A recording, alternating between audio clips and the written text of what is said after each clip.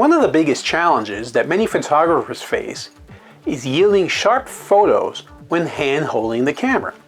Many end up with blurry images without understanding the source of the problem, which is usually camera shake.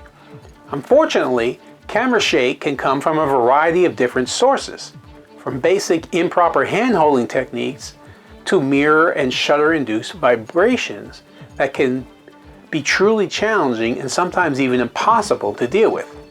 Now for this video, I would like to talk to you about the most common cause of camera shake, lower than acceptable shutter speed when hand-holding the camera.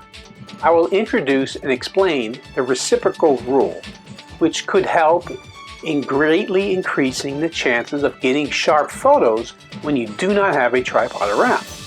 By the time this video is done, I'll explain to you what the reciprocal rule is so you can start to master your own skills. Hi, I'm Jim Costa.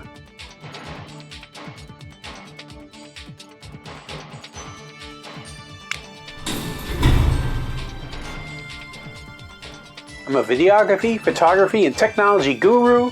I created this blog to help you to become a tech-savvy senior. My tips and advice are useful to anyone, but my specific focus is in helping senior citizens to become more familiar with technology to improve and better their lives. If you have a camera question, leave a comment below. I do read all the comments people leave, and yes, I actually do personally respond to each and every one of them. So I'd love to hear from you. I've created many other videos on improving your photography and videography skills. I'll link to those in the comment section below and both during and at the end of this video, so stay tuned. If you want to learn more, remember to subscribe to my channel and hit that bell to be notified when I upload new videos. I upload every week, and I'll be uploading more in-depth explanations of film, video, and photography topics in the future. Due to the fact that we as human beings cannot be completely still, particularly when we're hand-holding an object like a camera, the movements caused by our bodies can cause the camera to shake and introduce blur into our images. The basic premise of the reciprocal rule is that the shutter speed of your camera should be at least the reciprocal of the effective focal length of the lens. If you are confused by what this means, don't worry, it's really easy to understand. Take a look at this image. You can see how the potential for camera shake is increased with the increase in focal length. The red dotted lines, they represent the potential limit of how much the camera can shake when handheld, have a much shorter span at 80 millimeters than at 400 millimeters. That's because camera shake is magnified with an increase in focal length. The reciprocal rule works like this. You are shooting at 80 millimeters. Your shutter speed should be set to at least 1/80th of a second, whereas if you zoom in to say 400 millimeters, your shutter speed should be at least 1/400th of a second. Using such faster shutter speeds should prevent blur by camera shake. Why? Because there is a direct correlation between the focal length and camera shake. The longer the focal length, the more potential there is for camera shake. If you have a long telephoto zoom lens like a 400 millimeter lens, you have probably already noticed how much more shaky and jumpy your viewfinder looks when you're zoomed in to the longest focal length compared to the shortest one.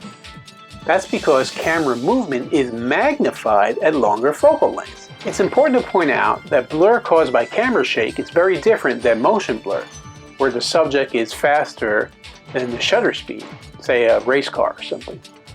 It usually has the whole image blurred, whereas motion blur might only have the subject or portion of the subject appear blurred, while the rest of the image appears sharp.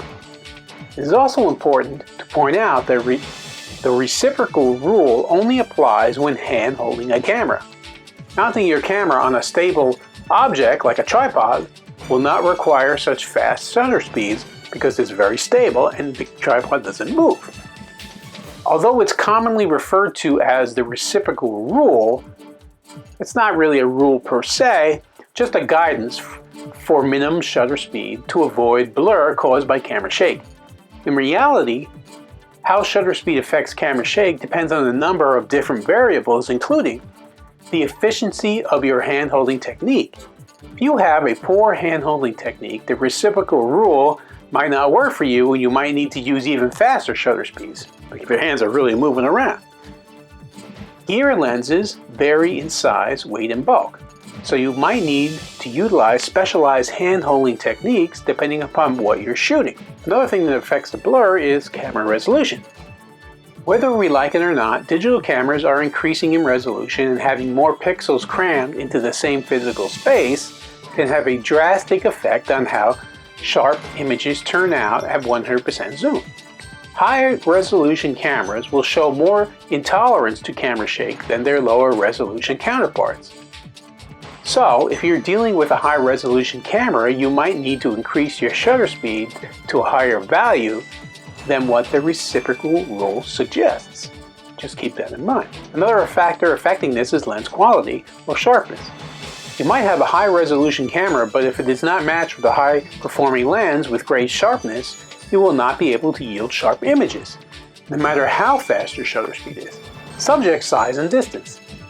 Photographing a tiny bird from a long distance and wanting every feather detail preserved usually requires shutter speeds that are faster than recommended by the reciprocal rule, especially if the subject needs to be tack sharp at 100% zoom, like 1,000 millimeters away.